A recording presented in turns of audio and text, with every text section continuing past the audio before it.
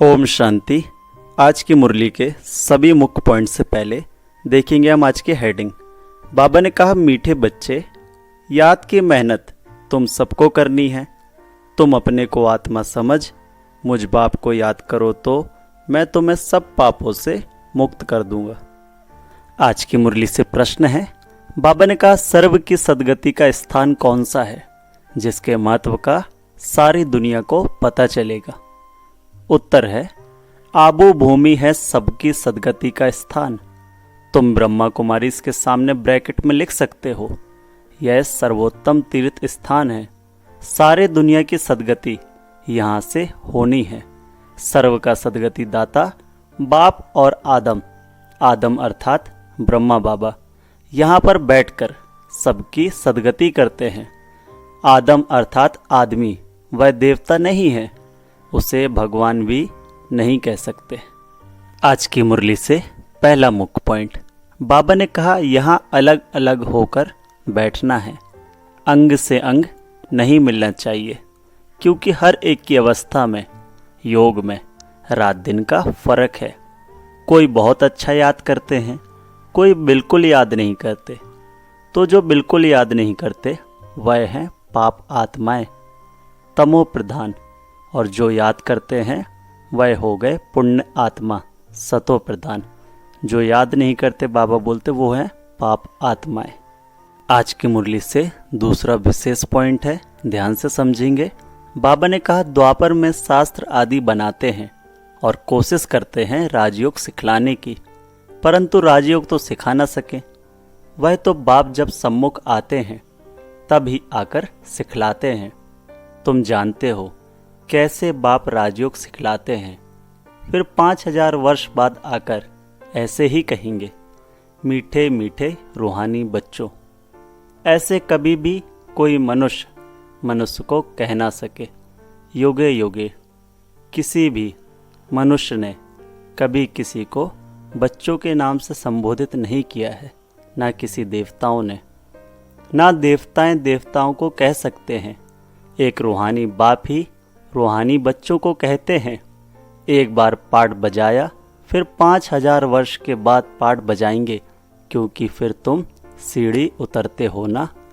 आज की मुरली से तीसरा मुख्य पॉइंट समझेंगे।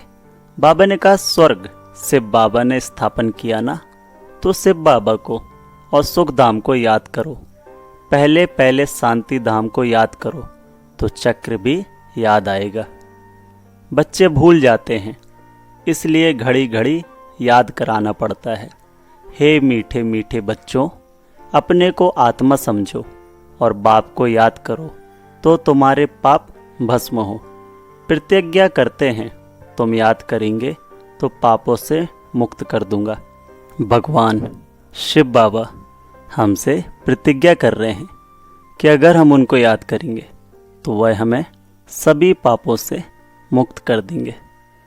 आज की मुरली से चौथा मुख्य पॉइंट है, बाबा ने कहा, तुम लिखते हो ना, ब्रह्मा कुमारी ईश्वरीय विश्वविद्यालय आबू पर्वत, तो ब्रैकेट में यह भी लिखना चाहिए, सर्वोत्तम तीर्थ स्थान, क्योंकि तुम जानते हो सर्व की सदगति यहाँ से होती है। यह कोई जानते नहीं। जैसे सर्वशास्त्रमयी शिरोमणि गीता है, वैसे सर्व तीर्थों में श्रेष्ठ तीर्थ आबू है। तो मनुष्य पढ़ेंगे, अटेंशन जाएगा। सारे वर्ल्ड के तीर्थों में यह है सबसे बड़ा तीर्थ, जहाँ बाप बैठ सबकी सदगति करते हैं। आज की मुरली से पांचवा मुख्य पॉइंट है, अभी तुम समझते हो तुम्हारे सिवाय बाप को सुप्रीम बाप, सुप्रीम टीचर, सुप्रीम सदगुरु और कोई समझते नहीं। यहाँ भी बहुत हैं जिनको चलते फिरते माया हैरान कर देती है, तो बिल्कुल बेसमझ बन पड़ते हैं। बड़ी मंजिल है, युद्ध का मैदान है, इसमें माया विघ्न बहुत डालती है। वो लोग विनाश के लिए तैयारी कर रहे हैं। तुम यहाँ 5 विकारों को जीतने के लिए पुरुषार्थ कर रहे हो। तुम विजय के लिए, वह विनाश के लिए पुरुषार्थ कर रहे हैं। दोनों काम इकट्ठा होगा ना। दुनिया में शांति के लिए एटम बॉम्ब बनाए जाते हैं, न्यूक्लियर बम बनाए जाते हैं और वह समझते हैं इससे शांति होगी। ये है मनुष्य मत। अभी हमें बाबा 5 विकारों से जीतने का पुरुषार्थ करा रहे हैं। आज की मुरली से छठा मुख्य पॉइंट। बाबा ने कहा, शास्त्र आदि सब भक्ति मार्ग की सामग्री है। तुम बच्चे सम्मुख सुनते हो, गर्म गर्म हलवा खाते हो।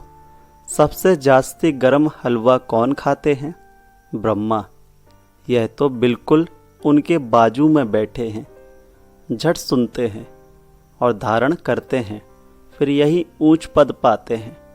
ब्रह्मा बाबा जो सदैव जो बाबा ने बोला और ब्रह्मा बाबा ने किया, तभी नंबर 1 गए। सूक्ष्म वतन बैकुंठ में इनका ही साक्षात्कार करते हैं। यहाँ भी उनको ही देखते हैं इन आँखों से। बाप पढ़ाते तो सबको है, बाकी है याद की मेहनत। आज की मुरली से 7वां मुख्य पॉइंट। बाबा ने कहा, जितना जास्ती पहलवान उतना जास्ती माया परीक्षा लेती है। तूफान जास्ती आते हैं। बच्चे लिखते हैं, बाबा हमको यह होता है। बाबा कहते हैं, यह तो सब कुछ होगा। बाबा रोज़ समझाते हैं, खबरदार रहना। लिखते हैं, बाबा माया बहुत तूफ़ान लाती है। अगर आपके जीवन में माया बड़े बड़े तूफ़ान लाती है, मतलब आप पहलवान हैं, महावीर हैं। कोई कोई देह अभिमानी होते हैं तो बाबा को बतलाते नहीं हैं। तुम अभी बहुत अक्लमंद बनते हो। आत्मा पवित्र होने से फिर शरीर भी पवित्र मिलता है। आत्मा कितना चमत्कारी हो जाती है। पहले तो गरीब ही उठाते हैं। बाप भी गरीब निवास गाया हुआ है, बाकी तो वो लोग देरी से आएंगे। तुम समझते हो जब तक भाई बहन नहीं बने हैं तो भाई भाई कैसे बनेंगे। प्रजापिता ब्रह्मा की संतान तो भाई बहन ठहरे ना। फिर बाप समझाते हैं, भाई भाई समझो। आज की मुरली से 8वां मुख्य पॉइंट। श्री कृष्ण तो खुद ही बच्चा है, वह कैसे भाई भाई बनाएंगे। गीता में भी यह बातें नहीं हैं। यह है बिल्कुल न्यारा ज्ञान। ड्रामा में सब नूंद है। 1 सेकंड का पाठ न मिले दूसरे सेकंड से। कितने मास, कितने घंटे, कितने दिन पास होने हैं, फिर 5000 वर्ष के बाद ऐसे ही पास होंगे। कम बुद्धि वाले तो इतनी धारणा कर ना सके। इसलिए बाप कहते हैं, यह तो बहुत सहज है। अपने को आत्मा समझो, बेहद के बाप को याद करो। घूम फिर के बाबा हमको यही ले आते हैं कि अपने को आत्मा समझो और बेहद के बाप को याद करो। पुरानी दुनिया का विनाश भी होना है। सारा मदार किस पे है? बाप की याद पे। आज की मुरली से धारणा के लिए मुख्य सार है। बाबा ने पहला पॉइंट सुनाया, अब पिछाड़ी का समय है, वापस घर चलना है। इसलिए अपनी बुद्धि नाम रूप से निकाल देनी है। हम आत्मा भाई भाई हैं, यह अभ्यास करना है। देह अभिमान में नहीं आना है, क्योंकि देह अभिमान में आने से ही विकर्म होते हैं। दूसरा मुख्य पॉइंट है, हर एक की अवस्था और योग में रात दिन का फर्क है, इसलिए अलग अलग होकर बैठना है। अंग अंग से ना लगे। पुण्य आत्मा बनने के लिए याद की मेहनत करनी है।